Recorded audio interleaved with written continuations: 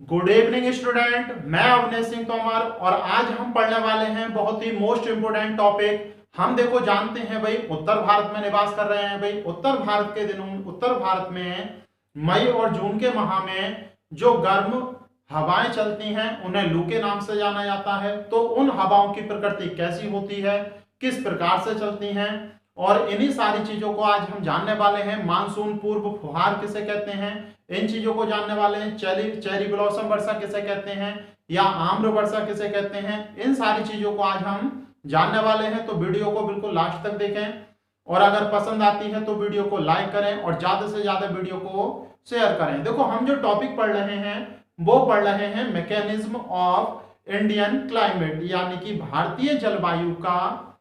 भारतीय जलवायु की जो क्रिया विधि है उसे पढ़ रहे हैं। जनरली वर्षा तो हमने देख ली थी भाई। देखो पिछले वीडियो में हमने मुख्य रूप से सर्दी के दिनों में जो क्रिया विधि होती है, सर्दी के दिनों में मौसम की जो क्रिया विधि होती है उसके बारे में पढ़ लिया है भाई। और आज हम पढ़ने वाले हैं गर्मी या ग्रीष्म ऋतु की क्रिया विधि। तो आप हेडिंग लिख सकते हैं, ग्रीष्म ऋतु में मौसम की क्रिया विधि। क्लियर है भाई? तो देखेंगे, देखो क्रिया विधि या फिर ग्रीष्म ऋतु में, तो इसे पढ़ने से पहले आपको कुछ बातें जाननी बहुत ज्यादा इंपॉर्टेंट हैं जिनका प्रयोग हम बार बार करेंगे भाई। जैसे आप सभी जानते हैं, अगर इसे पृथ्वी का ग्लोब कहा जाए, तो पृथ्वी के ग्लोब पर कुछ काल्पनिक रेखाएं खींची गई हैं भाई। जैसे पूरी पृथ्वी को दो भागों में बांटते हुए एक रेखा खींची गई है जिसे जीरो डिग्री रेखा के नाम से जाना जाता है। और इसे हम क्या कहते हैं भाई, इस रेखा को विषुवत रेखा कहा जाता है। 0 डिग्री अक्षांश रेखा को विषुवत रेखा कहा जाता है। और इसके उत्तर में 23.5 डिग्री नॉर्थ अक्षांश रेखा को किस नाम से जाना जाता है, कर्क रेखा के नाम से जाना जाता है। हर एक बात लिखनी है आपको, आज बहुत इंपोर्टेंट टॉपिक है। और इसके दक्षिण में जो 23.5 डिग्री दक्षिणी अक्षांश है, यानी कि साउथ, 23.5 डिग्री साउथ, और इसे हम किस नाम से जानते हैं भाई, मकर रेखा के नाम से। किस नाम से जानते हैं, मकर रेखा। और आप सब ये भी जानते हैं कि जब 21 मार्च का दिन आता है, कब, 21 मार्च, तो 21 मार्च को सूरज बिल्कुल लंबवत चमकता है 0 डिग्री रेखा पर। यानी कि अगर आप सूर्य को यहां पर मानते हैं तो सूर्य की किरणें किस समय, यानी कि 21 मार्च के दिन बिल्कुल लंबवत पड़ेंगी आपकी किस पर, विषुवत रेखा पर। क्लियर है भाई? और कहीं कहीं आप 22 मार्च देखेंगे, लेकिन ये ज्यादा सही है, ज्यादातर यही पूछा जाता है भाई। और इसके बाद 21 जून, यानी कि 21 जून को कहां पर लंबवत चमकती हैं, बिल्कुल परपेंडिकुलर सीधी किरणें 21 मार्च के दिन विषुवत रेखा पर पड़ती हैं। और 21 जून को कहां पड़ती हैं, कर्क रेखा पर। इसे आप ऐसे डिनोट कर सकते हैं भाई, कहां पर पड़ रही हैं ये, कर्क रेखा पर। और आप जानते हैं 22 दिसंबर, कब, 22 दिसंबर को मुख्य रूप से ये कहां पर पड़ती हैं मकर रेखा पर, बिल्कुल लंबवत किरणें पड़ती हैं सूर्य की। तो आप इस प्रकार से देख सकते हैं। और इसके बाद देखो मार्च के बाद जून में यहां पर गई, फिर सूरज लौट कर आता है और 23 सितंबर को कहां चमकता है भाई, 23 सितंबर को फिर चमकता है ये विषुवत रेखा पर। तो सूर्य यहां पर होगा और ये 23 सितंबर को फिर इस प्रकार से कहां चमकेगा भाई, विषुवत रेखा पर। और 22 दिसंबर को फिर जाकर कहां चमकेगा, ये फिर चमकेगा मकर रेखा पर। फिर 22 दिसंबर के बाद 21 मार्च को यहां पर आएगा, फिर ऊपर जाकर आपका कहां चमकेगा, फिर ये चमकेगा 21 जून को कर्क रेखा पर। तो ये प्रोसेस होता है पूरा, सही है। अब हमें क्या पढ़ना है ये तो आप समझ गए। देखो ये वर्ल्ड ज्योग्राफी में हम पढ़ने वाले हैं भाई कि 21 जून को उत्तरी गोलार्ध में सबसे बड़ा दिन होता है। उत्तरी गोलार्ध में सबसे बड़ा दिन होता है और दक्षिणी गोलार्ध में सबसे छोटा दिन होता है। और अगर हम 22 दिसंबर की बात करें तो 22 दिसंबर को दक्षिणी गोलार्ध में सबसे बड़ा दिन होता है और उत्तरी गोलार्ध में सबसे छोटा दिन होता है। और इसके बाद 21 मार्च और 23 सितंबर की बात करें तो इस दिन उत्तरी गोलार्ध और दक्षिणी गोलार्ध में जो दिन और रात होते हैं वो बिल्कुल बराबर होते हैं। अगर एक बात और करें कि 21 मार्च से लेकर 21 जून के बीच जब सूर्य ऊपर की ओर जाता है यानी कि उत्तरी गोलार्ध में जाता है, तो दिन की जो लंबाई है वो लगातार बढ़ती रहती है और रातों की लंबाई उत्तरी गोलार्ध में घटती रहती है। आपने देखा होगा भाई 21 मार्च के बाद धीरे धीरे दिन में वृद्धि होने लगती है, क्योंकि हम उत्तरी गोलार्ध में ही हैं, और रात में धीरे धीरे कमी होने लगती है। जब ये दक्षिणी गोलार्ध में जाता है 21 मार्च के बाद नीचे को, 23 सितंबर के बाद नीचे को जाता है, तो उसके बाद क्या होता है, यहाँ पर दिन में वृद्धि होने लगती है और यहाँ पर रातों में। तो इन सारी चीजों को हम नहीं पढ़ रहे अभी। हमें क्या पढ़ना है, हमें पढ़ना है 21 मार्च से के बाद, 21 मार्च के बाद ये लगभग 21 जून तक उत्तरी गोलार्ध में रहता है। सूर्य 21 मार्च के बाद कब तक, 21 जून तक उत्तरी गोलार्ध में रहता है, उत्तरी गोलार्ध में रहता है। और इसी घटना को कहते हैं सूर्य का उत्तरायण होना, सूर्य का उत्तरायण होना।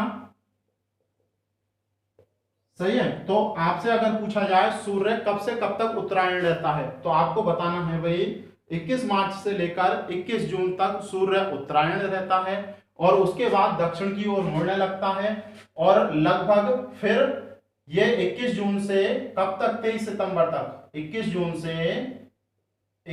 से 23 सितंबर तक ये दक्षिण में विषुवत रेखा की ओर चलता है और विषुवत रेखा की ओर 23 सितंबर को विषुवत रेखा पर बिल्कुल लंबवत चमकता है। फिर देखो 23 सितंबर से 22 दिसंबर तक, 23 सितंबर से 22 दिसंबर तक ये दक्षिणायन होता है। क्या होता है भाई, दक्षिणायन। कैसा रहता है ये दक्षिणायन। तो सूर्य का उत्तरायण कब होता है, सूर्य का उत्तरायण होता है 21 मार्च से 21 जून, और सूर्य का दक्षिणायन कब होता है, 23 सितंबर से 22 दिसंबर। तो उत्तरायण का मतलब क्या है, जब सूर्य विषुवत रेखा से उत्तरी गोलार्ध में प्रवेश करता है तब उसे सूर्य का उत्तरायण कहते हैं। और जब 23 सितंबर के बाद सूर्य विषुवत रेखा से दक्षिणी गोलार्ध में प्रवेश करता है तो उसे कहते हैं सूर्य का दक्षिणायन। तो इतनी बातें क्लियर हो गई होंगी भाई आपको। अब इसके बाद एक शब्द और समझना है, बहुत ध्यान से, आगे इन्हीं सारी चीजों का प्रयोग होने वाला है भाई, हर एक डेट याद रखनी है। इसके बाद एक शब्द पढ़ना है आपको ITCZ। क्या पढ़ना है भाई, ITCZ। ये क्या होता है देखो, इंटर ट्रॉपिकल कन्वर्जेंस जोन।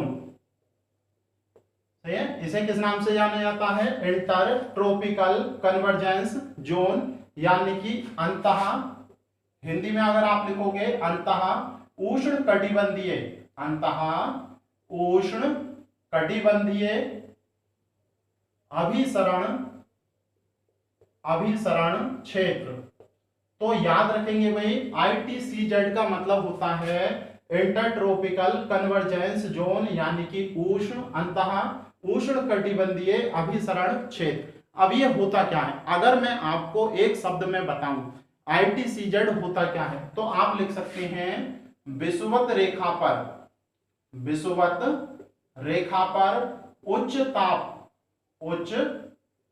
ताप की पेटी, उच्च ताप की एक पेटी होती है और इस पेटी को ही हम क्या कहते हैं भाई, ITCZ। ये पेटी कहां पर होती है, देखो ध्यान से देखो, यहां पर ये 0 डिग्री है, 0 डिग्री से आप 5 डिग्री जाओ उत्तर में, 0 डिग्री से आप उत्तर में 5 डिग्री और 0 डिग्री से आप दक्षिण में 5 डिग्री जाएं। सही है। तो ये वाला जो क्षेत्र है, यहां पर सूर्य की किरणें लगभग पूरे वर्ष भर, लगभग, ये कौन सा क्षेत्र है भाई, ये क्षेत्र है 0 डिग्री से उत्तर में 5 डिग्री और दक्षिण में 5 डिग्री, ये नॉर्थ और ये साउथ। क्लियर है।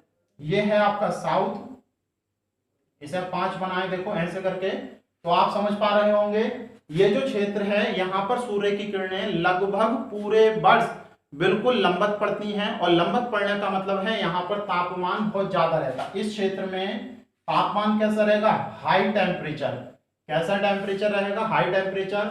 और जब हाई टेम्परेचर रहेगा तो बहुत सारी विशेषताएं हैं, एक एक करके आप लिखना। अगर हाई टेम्परेचर होगा तो क्या होगा भाई, यहां पर गैसें गर्म हो जाएंगी और गर्म होकर ऊपर की ओर उठ जाएंगी। गैसें गर्म हो जाएंगी और गर्म होकर ऊपर की ओर उठ जाएंगी। जब गैसें गर्म होकर ऊपर की ओर उठ जाएंगी तो यहां पर कैसा क्षेत्र स्थापित हो जाएगा, निम्न दाब का। कैसा क्षेत्र स्थापित हो जाएगा, लो प्रेशर एरिया, निम्न दाब का क्षेत्र या लो प्रेशर एरिया। और जब लो प्रेशर एरिया स्थापित हो जाएगा तो उत्तर और दक्षिण से इस निम्न दाब को भरने के लिए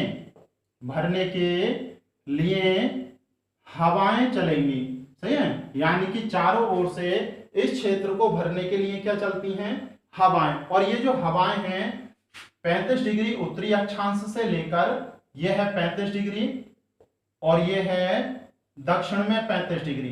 तो 35 डिग्री ये साउथ है भाई, 35 डिग्री साउथ से इधर की ओर हवाएं चलती, नॉर्थ से इधर की ओर हवाएं चलती हैं और 35 डिग्री साउथ से इधर की ओर हवाएं चलती हैं। तो ये बात वैसे कल हमने की भी है, तो आप इस बात को ध्यान रख सकते हैं भाई।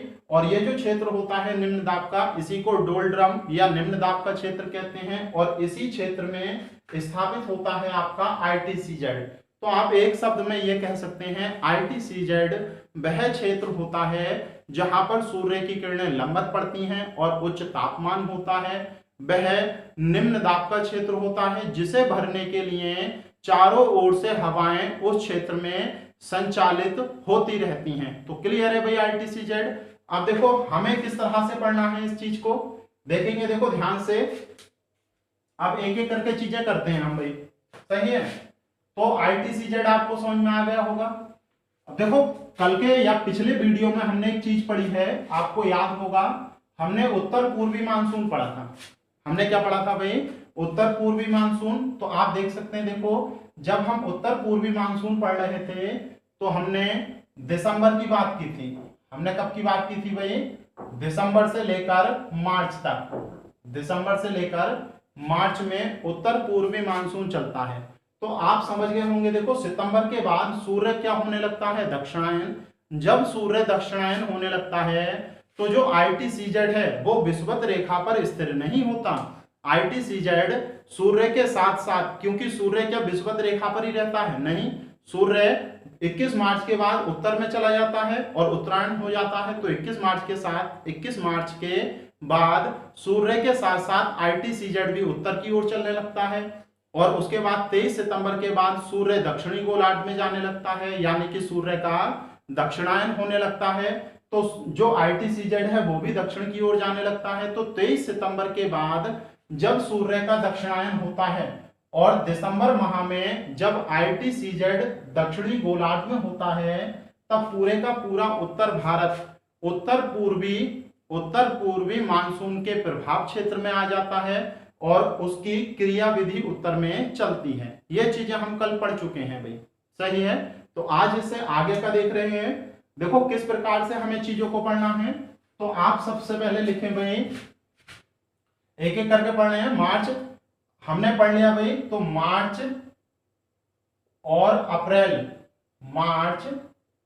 अप्रैल के माह की क्रियाविधि या का मौसम, सही है, भारत में कैसा होता है। तो मार्च और अप्रैल का माह देख रहे हैं। देखो किस प्रकार से पढ़ेंगे भाई हम, ध्यान रखें आप कि मार्च और अप्रैल, क्योंकि 21 मार्च के बाद सूर्य क्या होना है भाई, उत्तरायण। क्या होना है, उत्तरायण होना है। और जब सूर्य उत्तरायण होना शुरू होता है तो देखो होता क्या है, यहां पर मैं आपको समझाता हूं, बहुत ध्यान से समझें हर एक चीज को, कि इस प्रकार से ये आप मान सकते हैं भाई भारत वाला क्षेत्र,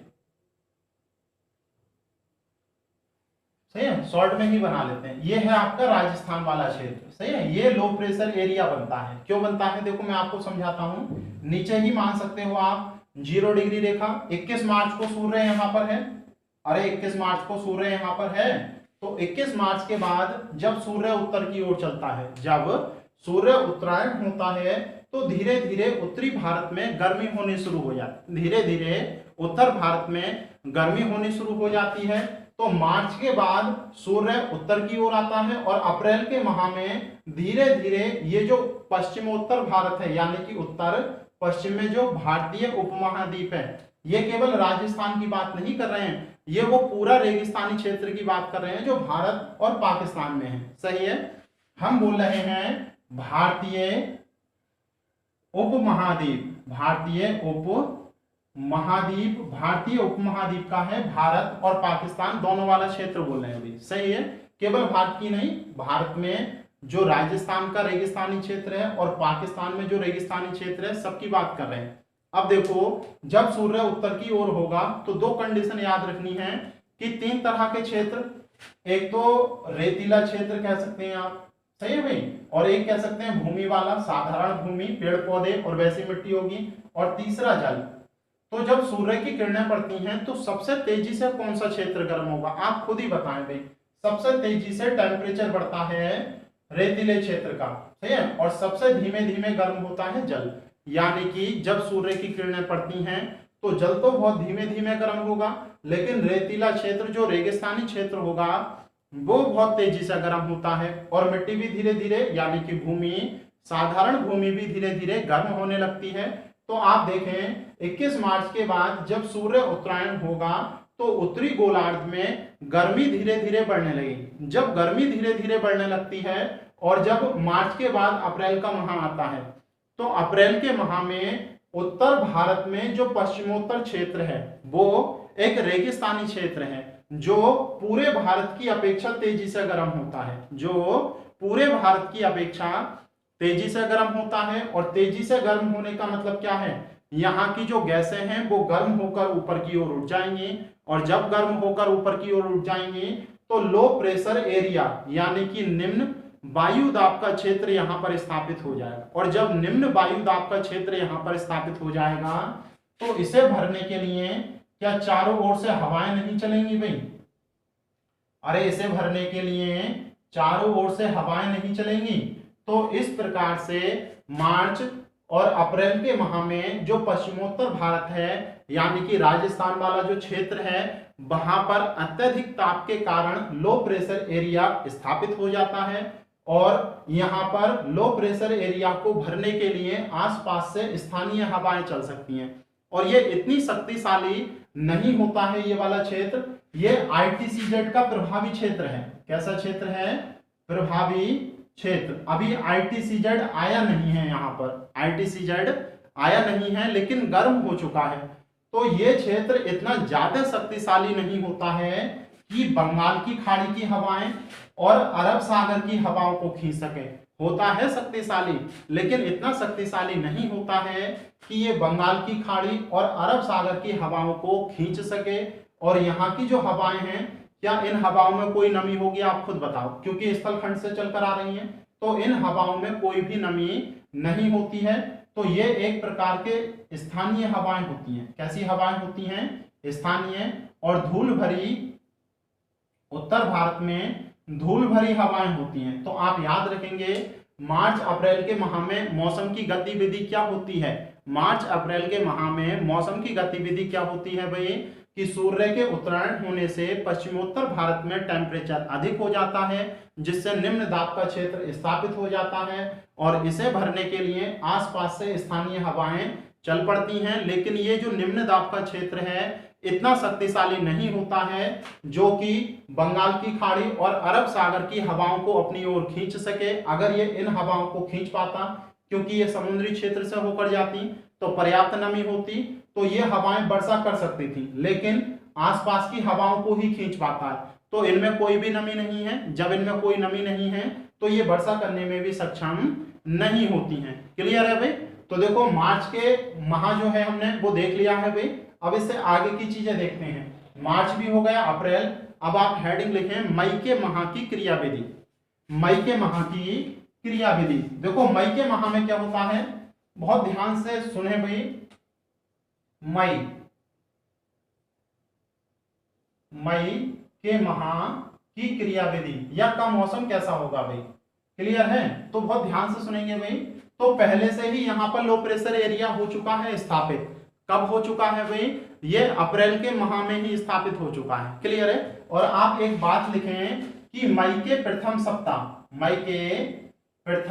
सप्ताह में जो ITCZ है वो दक्षिण भारत में प्रवेश कर जाता है, यानी कि भारतीय उपमहाद्वीप के दक्षिण में प्रवेश कर जाता। ऐसे ही लिखना जैसे मैं बोल रहा हूं भाई। तो प्रथम सप्ताह में मई के ये दक्षिण भारत में प्रवेश कर जाता है। आप ये मान सकते हैं यहां पर प्रवेश कर गया और हर हफ्ते ऊपर की ओर बढ़ता जाता है।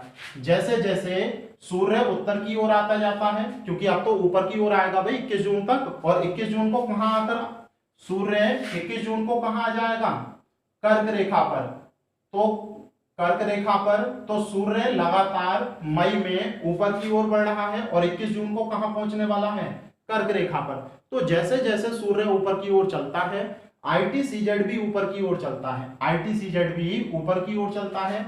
आप ये मान सकते हैं पहला सप्ताह यानी कि 5 मई का समय होगा। इसके बाद 22 मई को ये यहां पर पहुंच जाएगा भाई। इसके बाद 15 मई को ये यहां पर पहुंच जाएगा ITCZ।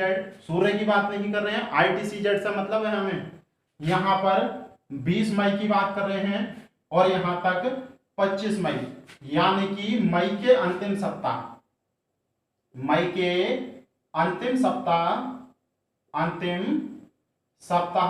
तक जो ITCZ है वो यहां पर कर्क रेखा पर पहुंच जाएगा। कब तक? देखो सूर्य की बात नहीं कर रहे हैं, कर्क जो ITCZ है वो थोड़ा सा तेज चल रहा है, सूर्य से थोड़ा सा तेज ऊपर की ओर चल रहा है। क्यों? क्योंकि यहाँ पर रेतीला जो क्षेत्र है वो बहुत तेजी से गर्म हो रहा है। समुद्री क्षेत्र और स्थलीय क्षेत्र की अपेक्षा बहुत तेजी से गर्म होने के साथ साथ होने के कारण ITCZ सूर्य से बहुत तेजी की ओर आगे की ओर जाता है और सूरज जब तक कर्क रेखा पर नहीं पहुंचता है उससे पहले ही ITCZ कर्क रेखा पर पहुंच जाता, उससे पहले ही ITCZ कर्क रेखा पर पहुंच जाता है और ये वाला जो क्षेत्र है अत्यधिक शक्तिशाली हो जाता है। जब ITCZ कहां पहुंचता है? कर्क रेखा पर, तो लो प्रेशर एरिया बहुत ज्यादा शक्तिशाली होता है। अब ये स्थानीय हवाओं के साथ साथ कहां की हवाएं खींचने लगेगा भाई? बंगाल की खाड़ी की और अरब सागर की हवाएं भी खींचने लगता है। तो आप देखेंगे जब ये बंगाल की खाड़ी और अरब सागर की हवाएं खींचेगा तो दक्षिण भारत तो इसके बिल्कुल समीप है, क्या इन हवाओं में कुछ नमी नहीं होगी? तो जब यहाँ की हवाएं, जब बंगाल की खाड़ी और अरब सागर की हवाएं दक्षिण भारत में प्रवेश करती हैं, किसके कारण? ITCZ के, क्योंकि ये वाली क्षेत्र भी यहाँ को जा रहा है, ये वाली क्षेत्र भी भरने यहाँ को जा रहा है। तो सारी हवाएं बंगाल की खाड़ी की और अरब सागर की जिनमें नमी है वो कहाँ प्रवेश कर जाती हैं? प्रायद्वीपीय भारत में, यानी कि दक्षिण भारत में, और इन हवाओं से दक्षिण भारत में वर्षा होती है। दक्षिण भारत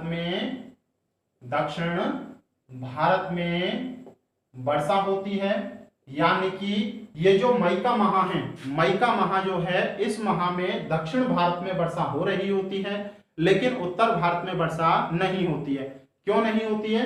क्योंकि इन हवाओं में बहुत ज्यादा नमी नहीं होती है। जैसे ही आगे की ओर ये बढ़ती हैं इनकी नमी खत्म हो जाती है और शुष्क हवाएं उत्तर भारत में पहुंचती हैं। सही है? क्योंकि देखो मानसून 1 जून को आता है भारत में, मानसून 1 जून को आता है भारत में, लेकिन उससे पहले ही भारत में वर्षा होने लगी। इसीलिए दक्षिण भारत में होने वाली ये जो वर्षा है इसे मानसून पूर्व फुहार के नाम से जाना जाता है। किस नाम से जाना जाता है भाई? मानसून पूर्व फुहार। तो अब आप समझ गए होंगे कि मानसून पूर्व फुहार क्या होती है। मानसून पूर्व फुहार मई के माह में दक्षिण भारत के राज्यों में होने वाली वर्षा है जो मानसून के आने से पहले ही वहां पर हो जाती है। और ये जो है दक्षिण भारत के राज्यों की वर्षा है, जैसे तमिलनाडु की विशेषता है, ये कर्नाटक की विशेषता है, ये आपकी केरला की विशेषता है। तो मुख्य रूप से इन्हीं राज्यों में ये वर्षा होती है और अलग अलग राज्य में अलग अलग नामों से भी इसे जाना जाता है। अलग अलग राज्यों में अलग अलग नामों से भी इसे जाना जाता है। जैसे आप केरल में देख सकते हैं, केरल में इस समय 2 फसलें चल रही होती हैं। एक तो आम, तो आम इस समय छोटा होता है आमी के रूप में, तो उस आम को पकाने में सहायता करती है। ये जो बारिश है उस आम को तेजी से ग्रोथ या वृद्धि कराने में सहायक होती है, इसीलिए यहाँ के लोग इसे आम्र वर्षा के नाम से जानते हैं। तो आप समझ गए भाई। अब आम्र वर्षा क्या है? आम्र वर्षा मानसून पूर्व फुहार को केरल के लोग कहते हैं। क्यों? क्योंकि ये आम की वृद्धि करने में सहायक होती है। सही है भाई। अगली देखेंगे, देखो यहाँ पर जो कॉफी के पौधे होते हैं उन पर फूल यानी कि फ्लोवर लाने में बहुत सहायक होती है ये वर्षा, इसीलिए केरल के लोग इसे फूलों वाली वर्षा भी कहते हैं। फूलों वाली वर्षा के नाम से भी जानते हैं। तो याद रखेंगे, केरल के लोग इसे आम्र वर्षा और फूलों वाली वर्षा भी कहते हैं। और कर्नाटक के लोग भी इसे एक विशेष नाम से जानते हैं।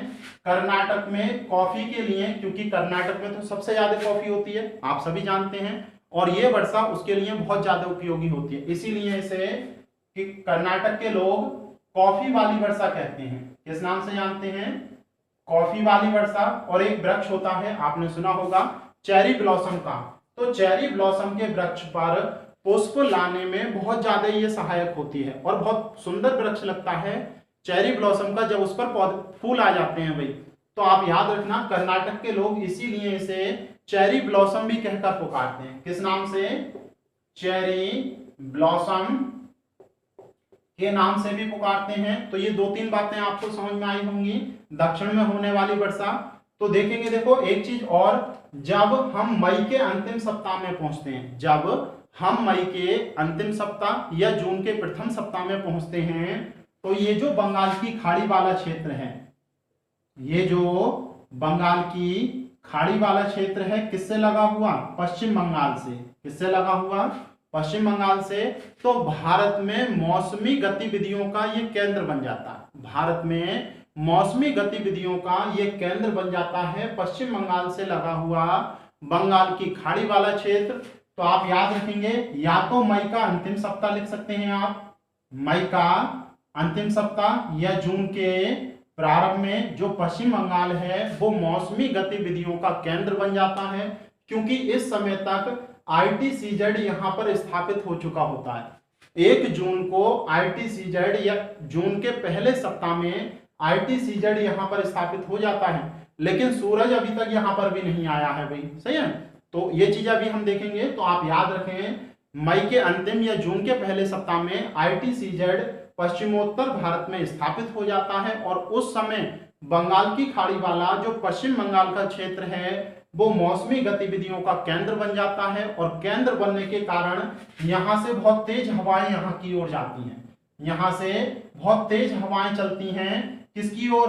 ITCZ यानी कि निम्न दाब की ओर। और इन हवाओं से जो पश्चिम बंगाल है वहां पर बहुत तेज आंधी, वर्षा, झंझावत बहुत तेज चलती है भाई, बहुत ज्यादा मूसलाधार वर्षा होती है, जिससे यहाँ के लोगों की बहुत ज्यादा हानि होती है। जिससे, क्योंकि आप जानते हैं तेज हवाओं से क्या होगा? पेड़ गिरेंगे, घर गिरेंगे भाई, और वर्षा से क्या होगा? बाढ़ आएगी। तो ये बहुत ज्यादा विनाशक होती है पश्चिम बंगाल में। तो इसीलिए पश्चिम बंगाल के लोग इसे काल वैसाखी के नाम से जानते हैं। किस नाम से जानते हैं भाई? काल वैसाखी। क्या? जो मई के अंतिम सप्ताह में जो वर्षा होती है पश्चिम बंगाल में, उसे किस नाम से जानते हैं? काल वैसाखी के नाम से। क्यों? क्योंकि वैशाख के माह का समय होता है, ये वैशाखे माह का समय होता है, और इन लोगों के लिए क्या बनकर आया है? ये एक काल बनकर आया है। क्या बनकर आया है भाई? काल बनकर आया है। तो देखेंगे, देखो इस समय में यहाँ पर भी वर्षा होती है, कभी कभी देखो पश्चिम बंगाल नहीं होता। तो अगर पश्चिम बंगाल आपको ऑप्शन में नहीं मिले तो पश्चिम बंगाल के बाद अगला राज्य कौन सा पड़ता है? बिहार। तो बिहार में भी काल वैसाखी ही जाना जाता है इसे, लेकिन प्रमुख रूप से कहां? पश्चिम बंगाल में। तो इन चीजों को थोड़ा सा याद रखें भैया आप। इतना क्लियर है? इसके बाद एक चीज और देखें आप कि दक्षिण भारत में तो 1 जून को मानसून आ जाता है, लेकिन उत्तर भारत में 1 जून को ITCZ स्थापित हो चुका है।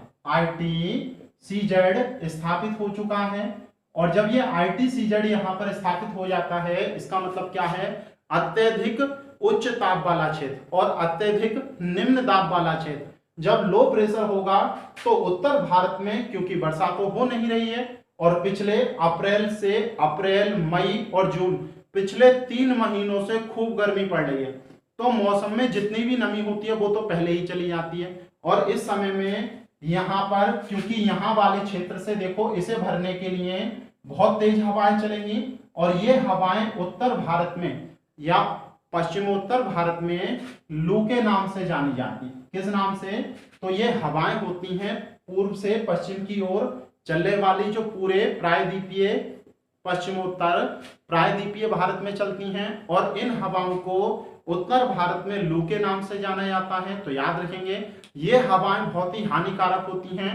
अगर किसी के शरीर पर लगती हैं भाई, तो शरीर में जो भी नमी होती है उसे अवशोषित कर लेती हैं और डिहाइड्रेशन हो जाता है। डिहाइड्रेशन का मतलब है जल की कमी। और आपने देखा भी होगा इस समय में ये लू यानी कि अत्यधिक शुष्क और गर्म हवाएं होती हैं। जब ये शरीर से लगती हैं तो होठों को सुखा देती हैं, गले को सुखा देती हैं। तो इस प्रकार की ये जो हवाएं हैं इन्हें क्या कहते हैं? लू, और इनसे जल की कमी यानी कि डिहाइड्रेशन हो जाता है। तो इतनी चीजें समझ में आ गई आपको कि उत्तर भारत में RTCZ कैसे स्थापित होता है, कि लू क्या होती है भाई, और आम्ल वर्षा क्या होती है, चेरी ब्लॉसम या फूलों वाली वर्षा क्या होती है। तो ये सारी चीजें हमें पढ़नी थी।